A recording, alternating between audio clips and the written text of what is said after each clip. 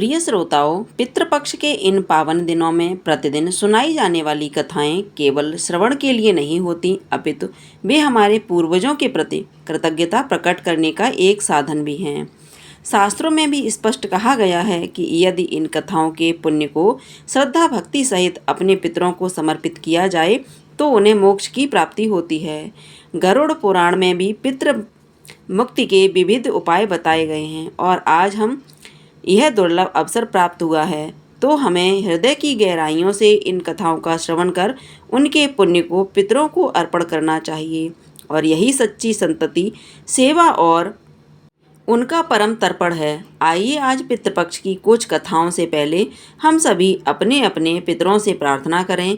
हे परम पूज्य पितृदेव, हम आपको सादर नमन करते हैं। हमारे द्वारा किए गए श्राद्ध, तर्पण, दान और कथा का श्रवण पुण्य आप कृपया स्वीकार करें। आपकी आत्माएं परम शांति और उत्तम लोकों की प्राप्ति करें। हम पर अपनी कृपा दृष्टि बनाए रखें। हमें धर्म, सद्बुद्धि और संतान सुख का आशीर्वाद दें। आपकी स्मृति और आशीर्वाद से ही हमारा जीवन सफल और मंगलमय हो। प्रिय श्रोताओं, साल में एक बार आने वाले इन पवित्र 16 दिनों को हमारे पूर्वजों को समर्पित माना गया है। ऐसा विश्वास है कि पितृपक्ष के दिनों में पितर धरती पर आते हैं और अपने वंशजों द्वारा किए गए श्राद्ध, तर्पण और पिंडदान को स्वीकार करते हैं। पितृपक्ष की परंपरा को समझाने के लिए कई पौराणिक कथाएं मिलती हैं, तो चलिए उन्हीं के बारे में आज इस वीडियो में हम सुनने वाले हैं। पितृपक्ष के महत्व को समझाने वाली सबसे लोकप्रिय कथा महाभारत के महान योद्धा कर्ण से जुड़ी हुई है। कथा के अनुसार जब कर्ण का देहावसान हुआ और उनकी आत्मा स्वर्ग में पहुंची तो उन्हें वहां भोजन की थाल में सोना और आभूषण परोसे गए। कर्ण को यह देखकर बड़ा आश्चर्य हुआ, क्योंकि उन्होंने तो अपने जीवन में दान खूब दिए थे। तब उन्होंने देवराज इंद्र से पूछा कि क्या कारण है कि बाकी सबको तो भोजन परोसा जा रहा है लेकिन उन्हें भोजन नहीं दिया जा रहा है। तब इंद्रदेव ने उत्तर दिया कि हे कर्ण, तुमने जीवन भर सोने और आभूषणों का दान तो किया, लेकिन कभी आपने पितरों को अन्न का दान नहीं दिया। इसी कारण तुम्हें यहाँ भोजन नहीं मिल रहा। कर्ण से विनम्रता पूर्वक कहा कि मुझे अपने पितरों के बारे में यह ज्ञान नहीं था, इसलिए मैं कभी उन्हें अन्न का दान नहीं दे पाया। कर्ण की इस बात से प्रभावित होकर इंद्रदेव ने उन्हें 16 दिनों के लिए पृथ्वी पर लौटने का एक अवसर दिया और 16 दिनों में कर्ण ने अपने पितरों का श्राद्ध, तर्पण और अन्नदान किया और यही 16 दिन पितृपक्ष कहलाए।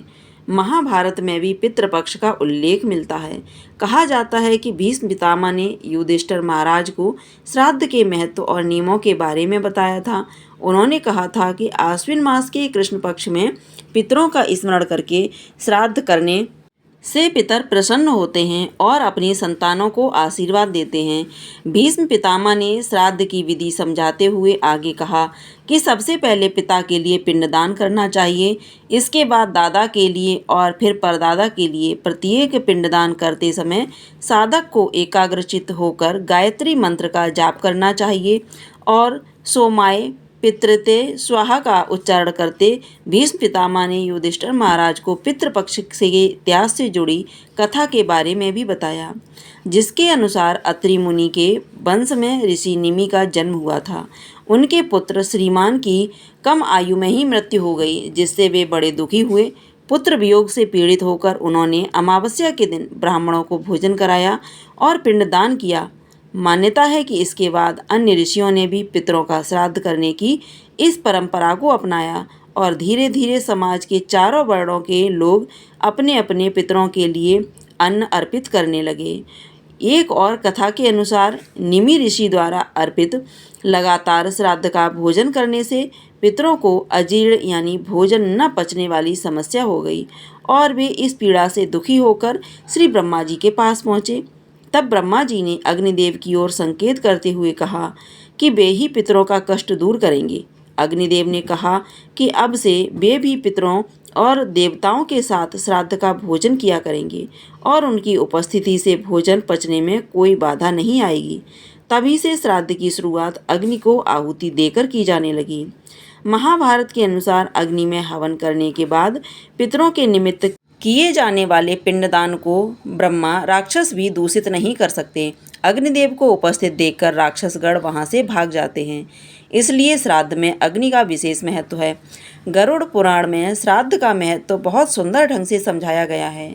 इसमें कहा गया है कि मृत्यु के बाद आत्मा की शांति और पितर ऋण से मुक्ति के लिए पितृपक्ष में श्राद्ध करना अनिवार्य है। इस समय पितर धरती पर आते हैं और अपने अपने वंशजों द्वारा अर्पित अन्न जल को स्वीकार करते हैं। लेकिन प्रश्न उठता है कि यह अन्न आखिर पितरों तक पहुंचता कैसे है। तो गरुड़ पुराण में बताया गया है कि दो दिव्य पितर विश्वदेव और अग्निश्रवा अर्पित भोजन को पितरों तक पहुंचाते हैं। अगर पितरदेव योनि में हैं तो अन्न अमृत बनकर पहुंचता है, मनुष्य योनि में है तो अन्न के रूप में, पशु योनि में या तो घास बनकर, नाग योनि में है तो वायु बनकर और यक्ष योनि में है तो पान के रूप में पहुंचता है। श्राद्ध के समय ब्राह्मणों को भोजन कराने से पहले 5 पत्तों पर अलग अलग हिस्से निकाले जाते हैं। पहला हिस्सा गाय के लिए, दूसरा कुत्ते के लिए, तीसरा चींटी के लिए, चौथा कौवे के लिए और 5वां देवताओं के निमित्त। मान्यता है कि पितर इन रूपों में धरती पर आते हैं और अन्न को स्वीकार करते हैं। इन 5 पत्तों पर निकाला गया भोजन पंचवली भी कहलाता है। आइए अब सुनते हैं पितृपक्ष की सबसे प्रचलित कथा। प्राचीन कथा के अनुसार जोगे और भोगे नाम के 2 भाई थे। दोनों अलग अलग घरों में रहा करते थे। जोगे के पास धन की कोई कमी नहीं थी, लेकिन भोगे बहुत निर्धन था। फिर भी दोनों भाइयों में बहुत प्रेम था, लेकिन जोगे की पत्नी को धन का बड़ा अभिमान था, तो वहीं भोगे की पत्नी सुशील और शांत स्वभाव की थी। पितृपक्ष आने पर जोगी की पत्नी ने उसे पितरों का श्राद्ध करने के लिए कहा, तो जोगे इसे व्यर्थ का कार्य समझकर टालने की कोशिश करने लगा। लेकिन जोगे की पत्नी तो केवल अपनी शान दिखाने के लिए श्राद्ध का कार्यक्रम करना चाहती थी, ताकि वह अपने मायके पक्ष के लोगों को बुलाकर उनकी दावत कर सके। जोगे की पत्नी ने कहा कि मुझे कोई परेशानी ना हो, इसलिए आप ऐसा कर रहे हैं, लेकिन मैं सच कह रही हूँ, मुझे इसमें कोई परेशानी नहीं है। मैं भोगे की पत्नी को सहायता के लिए बुला लूँगी और फिर हम दोनों मिलकर सारा काम कर लेंगे। दूसरे दिन भोगे की पत्नी सुबह आकर श्राद्ध का सारा काम करवाने लगी। उसने तरह तरह के अनेकों पकवान बनाए। फिर सभी काम निपटाने के बाद वह अपने घर वापस आ गई, क्योंकि उसे भी पितरों का तर्पण करना था। उधर कुतुब काल में पितर भूमि पर उतरे तो वे जोगे के यहाँ गए। वहाँ उन्होंने देखा कि उसके ससुराल पक्ष के सभी लोग भोजन पर जुटे हुए हैं और वे उनसे पहले भोजन कर रहे हैं। यह सब देखकर पितर बड़े निराश हुए। इसके बाद वे भोगे के यहाँ गए तो देखने लगे कि मात्र पितरों के नाम पर केवल यज्ञ आहुति दी गई। फिर पितर उसकी ही राख चाटने लगे और फिर भूखे ही नदी के तट पर पहुंच गए। कुछ ही देर में सारे पितर अपने यहाँ का श्राद्ध ग्रहण करके इकट्ठे हो गए और बताने लगे कि उनकी संतानों ने किस किस तरह से उनके लिए श्राद्धों के पकवान बनाए, किस तरह से उनका स्मरण किया। जोगे भोगे के पितरों ने भी अपना सारा हाल बताया। उन्होंने सोचा कि अगर भोगे निर्धन न होता और श्राद्ध करने में समर्थ होता तो शायद उन्हें भूखा वापस नहीं आना पड़ता, क्योंकि भोगे के घर में तो खाने के लिए भी 2 समय की रोटी तक नहीं थी। यह सारी बातें सोचकर पितरों को भोगे पर दया आ गई।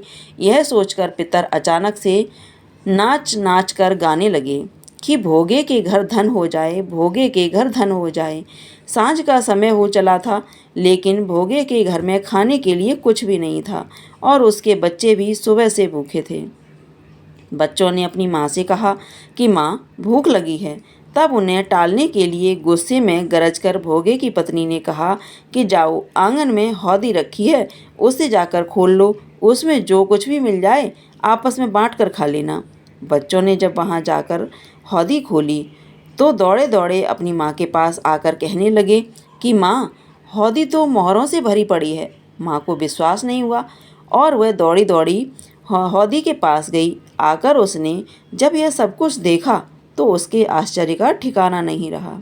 इस तरह पितरों के आशीर्वाद से भोगी भी धन धान्य से परिपूर्ण हो गया, लेकिन इसे इस बात का बिल्कुल भी अहंकार नहीं था।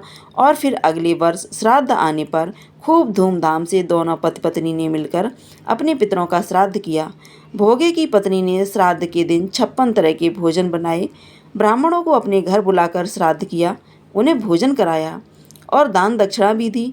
फिर सोने चांदी के बर्तनों में जेठ जेठानी को भी भोजन करवाया।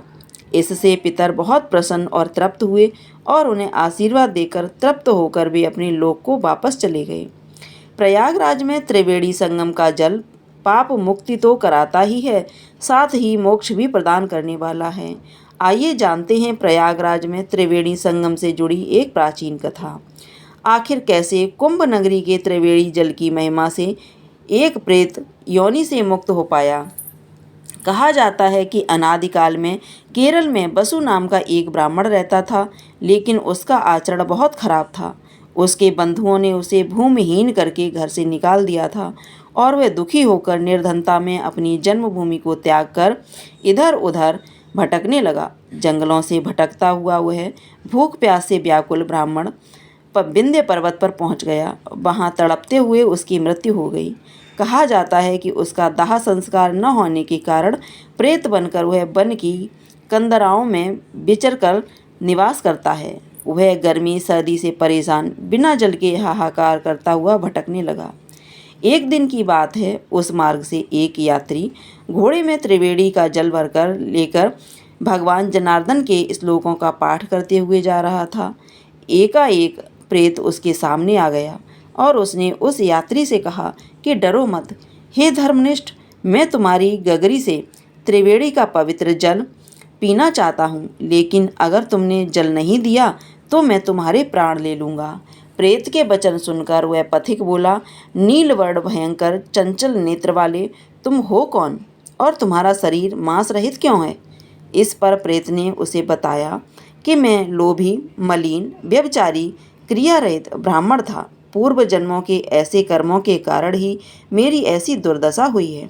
तब पथिक ने उस प्रेत को जल दे दिया। प्रेत ने जल पिया और उसी क्षण वह प्रेत योनि से मुक्त होकर दिव्य देहधारी हो गया।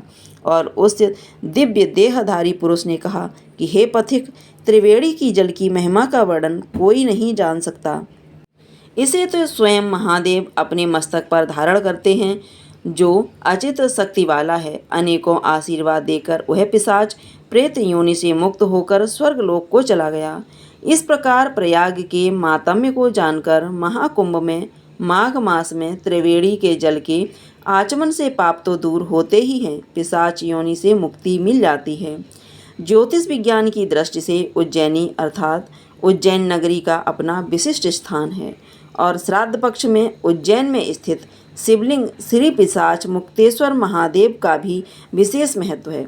श्राद्ध पक्ष के इन 16 दिनों में 84 महादेवों में से 68वें नंबर पर आने वाले श्री पिशाच मुक्तेश्वर महादेव पर शुद्ध गाय के दूध मिश्रित तिल, गौ, जौ, गंगाजल, सिप्रा आदि से अभिषेक करने से पितर तृप्त और प्रसन्न हो जाते हैं।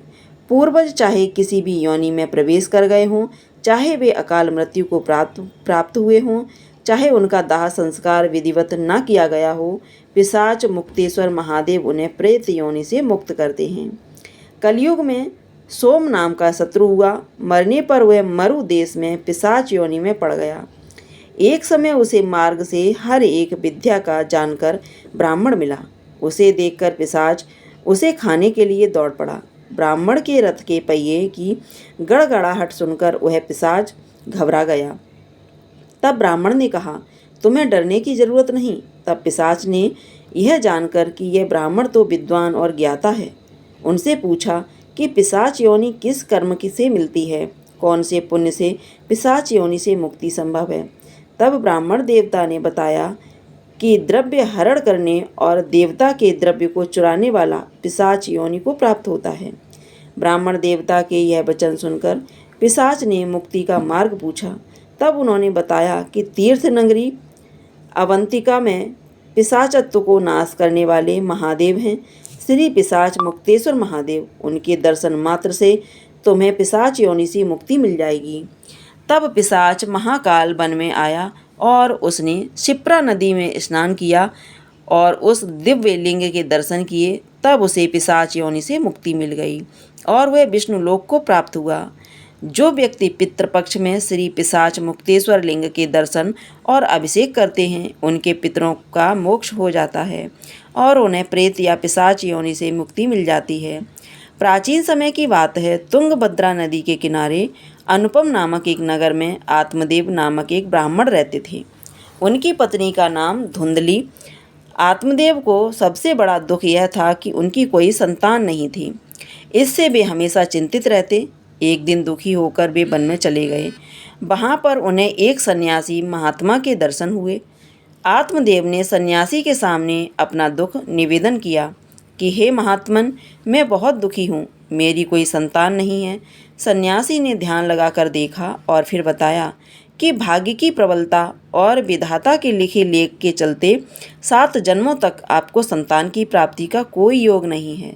अगले 7 जन्मों में भी संतान न होने का संकेत करते हुए सन्यासी ने आत्मदेव ब्राह्मण से कहा कि वे संतान मोह छोड़ दें। लेकिन आत्मदेव ने उन सन्यासी से आग्रह किया कि वे कोई ऐसा उपाय बताएं जिससे उन्हें संतान की प्राप्ति हो सके।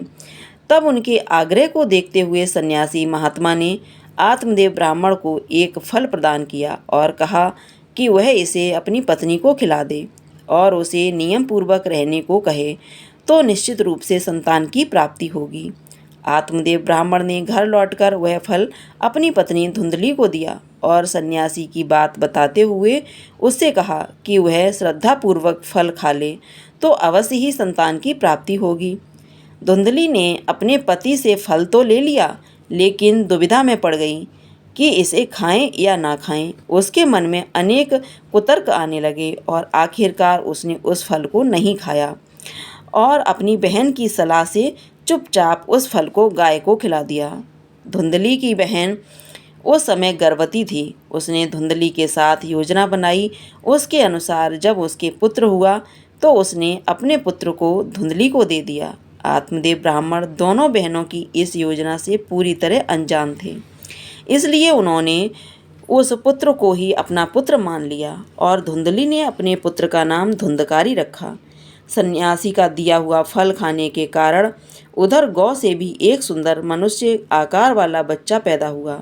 इससे आत्मदेव अति प्रसन्न हुए और उन्होंने उस गौ से उत्पन्न पुत्र का नाम गौकर्ण रखा, क्योंकि उस शिशु के कान गाय की तरह थे। समय बीतने पर वे दोनों पुत्र साथ साथ बड़े हुए। धुंधकारी अति दुष्ट निकला और गौकर्ण अत्यंत ज्ञानी। आत्मदेव धुंधकारी के उत्पातों से अत्यंत दुखी रहने लगे और एक दिन ज्ञानी गौकर्ण के उपदेश से वह घर छोड़कर वन में चले गए और वहाँ भागवत आराधना में उन्होंने भगवान को प्राप्त कर लिया। इधर धुंधकारी के उत्पात जारी रहे। वह नगर के बच्चों को नाद में बिठाता और नदी में ले जाकर सभी को तेज गति से बहती नदी की धारा में डुबोकर मार देता था। जब वे बचाने के लिए गिड़गिड़ाते तो धुंधकारी खूब खुश होता। नगर के सभी लोग उससे परेशान थे, पर करते तो क्या करते। धुंधकारी इतना क्रूर और दुष्ट था कि सभी उसके पास जाने तक से डरते। कौन सा ऐसा दर्पण था जो उस दुष्ट का धुंधकारी होकर विद्वान पंडित और ज्ञानी निकले, जबकि धुंधकारी दुष्ट, नशेड़ी और क्रोधी, चोर, अस्त्र शस्त्र धारण करने वाला, माता पिता को सताने वाला था। उसने माता पिता की सारी संपत्ति व्यभिचार में पड़कर नष्ट कर दी। हद तो तब हो गई जब धुंधकारी ने एक दिन अपने पिता को मारकर घर से बाहर निकाल दिया। पिता रोने लगे और उसने दुखी होकर कहा कि अच्छा होता अगर मेरी पत्नी बांझ ही रहती। जब पिता यह सोच रहा था तभी वहाँ पर गौकर्ण आ गए। वह पिताजी को वैराग्य का उपदेश देने लगे और कहने लगे कि पिताजी, आप सभी छोड़कर प्रभु की शरण में वन में चले जाएं और भागवत भजन करें। भगवत भजन ही सबसे बड़ा धर्म है। गौ से उत्पन्न पुत्र गौकर्ण की बात मानकर आत्मदेव वन में चले गए। बाद में उनकी पत्नी धुंधली को धुंधकारी सताने लगा तो उसने भी कुएं में कूदकर आत्महत्या कर ली। अब धुंधकारी 5 वेश्याओं के साथ रहने लगा। वेश्याएं उसे अपनी इच्छानुसार चलाती थी। धुंधकारी उन वेश्याओं के लिए ही अपना धन जुटाने लगा। वह उनके लिए डाका डालता, चोरी करता और बाद में वेश्याएं सोचने लगीं कि एक दिन अगर यह पकड़ा गया तो राजा इसके साथ साथ हमें भी दंड देगा। यह सोचकर एक दिन वेश्याएं सोते हुए धुंधकारी को रस्सियों से उसका गला दबाने का प्रयास करने लगीं। जब वह गला दबाने से भी नहीं मरा तो वे सभी मिलकर उसे दहकते अंगारों में डालने लगीं। वहाँ वह तड़प तड़प कर मर गया।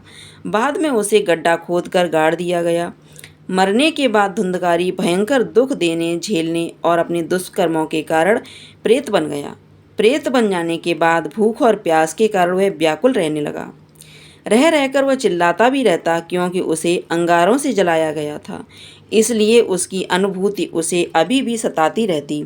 उसे लगता कि अभी भी उसका शरीर जल रहा है। एक दिन उसका भाई गौकर्ण उसके गांव में कथा करने आए। गौकर्ण सबसे नज़र बचाते हुए अपने पुरखों के मकान में सोने चले गए। अपने ही घर में अपने भाई को सोया हुआ देखकर धुंधकारी खुश हो गया और आवाज़ लगाने लगा। गौकर्ण यह आवाज़ सुनकर पूछने लगे कि तुम कौन हो? तब धुंधकारी ने बताया कि मैं तुम्हारा भाई हूँ। मेरे कुकर्मों की तो गिनती ही नहीं की जा सकती। इसी कारण मैं प्रेत योनि में पड़ गया हूँ। यह दुर्दशा भोग रहा हूँ। अभी भाई तुम ही दया करके मुझे इस योनि से मुक्ति दिला सकते हो। गौकर्ण ने कहा कि मुझे बड़ा आश्चर्य हो रहा है कि मैंने तो तुम्हारे लिए विधि पूर्वक गया जी में श्राद्ध किया, फिर भी तुम प्रेत योनि में से मुक्त कैसे नहीं हुए? और मैं कुछ खास उपाय करता, कोई उपाय करने के बाद भी जब धुंधकारी को मुक्ति नहीं मिली तो अंत में गौकर्ण ने सूर्यदेव से पूछा तो सूर्यदेव ने बताया कि श्रीमद् भागवत कथा सुनने से ही धुंधकारी की मुक्ति संभव हो सकती है, इसलिए तुम सप्ताह पारायण करो। तब गौकर्ण व्यास गद्दी पर बैठकर कथा कहने लगे। देश गांव से बहुत से लोग कथा सुनने आने लगे। इतनी भीड़ हो गई कि सब आश्चर्य करने लगे। तब वह प्रेत धुंधकारी भी वहां आ पहुंचा और इधर उधर स्थान ढूंढने लगा। इतने में ही उसकी दृष्टि एक सीधे रखे हुए 7 गांठ वाले बांस पर पड़ी और वह वायु रूप में उसी में जाकर बैठ गया। जब शाम को कथा विश्राम दिया गया तो एक बड़ी विचित्र बात हुई। इसके देखते ही देखते उस बांस की एक गांठ तड़-तड़ करती फट गई। इसी प्रकार 7 दिनों में उस बांस की 7 गांठें फट गईं और 12वें स्कंद सुनने से पवित्र होकर धुंधकारी एक दिव्य रूप धारण करके सामने खड़ा हो गया।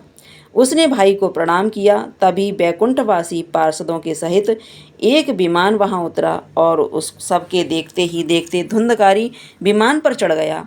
उन पार्षदों को देखकर गौकर्ण ने कहा कि भगवान के प्रिय पार्षदों, यह हमारे अनेकों शुद्ध हृदय श्रोतागण हैं। उन सभी के लिए भी एक साथ बहुत से विमान क्यों नहीं लाए? यहाँ सभी ने तो समान रूप से कथा सुनी, फिर फल में इस प्रकार का भेद क्यों? तब भगवान के पार्षदों ने कहा कि इस फल भेद का कारण इनमें श्रवण का भेद है। इन सभी ने एक समान रूप से कथा तो सुनी किंतु उसके जैसा मनन नहीं किया। इस प्रेत ने 7 दिनों तक सुने हुए विषय का स्थित खूब मनन भी किया। ऐसा कहकर वे सभी पार्षद बैकुंठ को चले गए। फिर अगले पवित्र मास में गौकर्ण ने फिर से उसी सप्ताह क्रम से कथा कही और वहाँ भक्तों से भरे हुए विमानों के साथ भगवान प्रकट हो गए। उस गांव में कुत्ते और चांडाल प्रेत जितने भी जीव थे सभी दिव्य देह धारण करके विमान पर चढ़ गए। भगवान उन सभी की योगी दुर्बल लोकोक धाम से ले गए। इस कथा का सार यह है कि अपने माता पिता को कष्ट देने वाला, शराब पीने वाला वैश्यागामी पुरुष प्रेत योनि प्राप्त कर अंत काल तक भटकते रहते हैं। अब ना तो गौकर्ण की तरह कथा सुनाने वाले हैं और ना ही धुंधकारी की तरह स्थिर मन से कथा सुनने वाले। धुंधकारी को उसके पापों की सजा तो मिली ही, साथ ही उसने प्रेत योनि में रहकर भी सजा भुगती। बाद में जब उसे पछतावा तो भागवत कथा सुनकर उसका मन निर्मल हो गया और निर्मल मन होने से उसके सारे संताप जाते रहे। बांस की 7 गांठें हमारी 5 इंद्रियां, 6ठे मन और 7वीं बुद्धि पर लगी हुई अज्ञान की अशुद्धि की गांठें हैं। भागवत के श्रवण मनन से पूर्व धुंधकारी 5 इंद्रियों, 6ठे मन और 7वीं बुद्धि नामक 7 स्तरों पर अशुद्धि और ज्ञान से भरा हुआ था। यही उसका 7 गांठों वाले बांस में बैठना है। भागवत के श्रवण मनन के पश्चात इन 7 स्तरों पर वह अशुद्धि और अज्ञान से मुक्त हो गया और यही बांस की 7 गांठों का फटना है। यह थी धुंधकारी की कहानी। आइए इन कथाओं का समापन करते हुए अब हम सभी पितृ चालीसा का पाठ करें। हे पितृेश्वर आपको दे दियो आशीर्वाद, चरणाशीष नवा दियो, रख दो सिर पर हाथ। सबसे पहले गणपत, पाछे घर का देव मना बाजी। हे पितरेश्वर दया राखियो, करियो मन की याचा जी। पितरेश्वर करो मार्ग उजागर, चरण रज की मुक्ति सागर। परम उपकार पितरेश्वर कीना, मनुष्य योनि में जन्म दीना। मात्र पितृ देव मन जो भावे, सोई अमित जीवन फल पावे। जय जय जय पितर जी साईं, पितृ ऋण बिन मुक्ति नाही। चारों ओर प्रताप तुम्हारा, संकट में तेरा ही सहारा। नारायण आधार सृष्टि का, पितर जी अंश उसी दृष्टि का। प्रथम पूजन प्रभु आज्ञा सुनाते, भाग्य द्वार आप ही खुलवाते। झुंझुनू में दरबार है साजे, सब देवों के संग आप विराजे। प्रसन्न होए मन वांछित फल दीना, कुपित होए बुद्धि हर लीना। पितर महिमा सबसे न्यारी, जिसका गुण गावे नर नारी। 3 मंडप में आप विराजे, बसु रुद्र आदित्य में साजे। नाथ सकल संपदा तुम्हारी, मैं सेवक समेत सुत नारी। 56 भोग नहीं है भाते, शुद्ध जल से ही तृप्त हो जाते। तुम्हारे भजन परम हितकारी, छोटे बड़े सभी अधिकारी। भानु उदय संग आप पुजावे, 5 अंजुलि जल रिझावे। ध्वज पताका मंडप पे है साजे, अखंड ज्योति में आप विराजे। सदियों पुरानी ज्योति तुम्हारी, धन्य हुई जन्मभूमि हमारी। शहीद हमारे यहाँ पुजाते, मातृ भक्ति संदेश सुनाते। जगत पितरो सिद्धांत हमारा, धर्म जाति का नहीं है नारा। हिंदू मुस्लिम सिख ईसाई, सब पूजे पितरे हैं भाई। हिंदू वंश वृक्ष है हमारा, जान से ज्यादा हमको प्यारा। गंगा ये मरु प्रदेश की, पितृ तर्पण अनिवार्य परिवेश की। बंधु छोड़ना इनके चरना, इनकी कृपा से मिले प्रभु शरणा। 14 को जागरण करवाते, अमावस को हम धोक लगाते। जात जड़ूला सभी मनाते, नंदी मुख श्राद्ध सभी करवाते। धन्य जन्मभूमि का वो फूल है, जिसे पितृमंडल की मिली धूल है। श्री पितर जी भक्त हितकारी, सुन लीजिए प्रभु अरज हमारी। निस दिन ध्यान धरे जो कोई, तासम भक्त और नहीं कोई। तुम अनाथ के नाथ सहाई, दीनन के हो तुम सदा सहाई। चारिक वेद प्रभु के साखी, तुम भक्तन की लज्जा राखी। नाम तुम्हारो लेत जो कोई, तासम धन्य और नहीं कोई। जो तुमरे नित पाँव पलोटत, नवो सिद्ध चरणन में लोटत। सिद्धि तुम्हारी सब मंगलकारी, जो तुम पर जावे बलिहारी। जो तुमरे चरणन चित लावे, ताकि मुक्ति अवश्य हो जावे। सत्य भजन तुम रोजो गावे, सो निश्चय चारों फल पावे। तुम्हीं देव कुल देव हमारे, तुम्हीं गुरुदेव प्राण के प्यारे। सत्य आस मन में जो होई, मन वांछित फल पावे सोही। तुमरी महिमा बुद्धि बढ़ाई, शेष सहस्त्र मुख सके न गाई। मैं अति दीन मलिन दुखारी, करऊँ कौन विधि विनय तुम्हारी। अब पितर जी दया दीन पर कीजय, अपनी भक्ति शक्ति कछु दीजय। पितरों को स्थान दो तीर्थ और स्वयं ग्राम, श्रद्धा सुमन चढ़े वहाँ पूर्ण हो सब काम। झुंझुनू धाम विराजे हैं पितर हमारे महान, दर्शन से जीवन सफल हो पूजे सकल जहान। जीवन सफल जो चाहिए चले झुंझुनू धाम, पितर चरण की धूल ले हो जीवन सफल महान।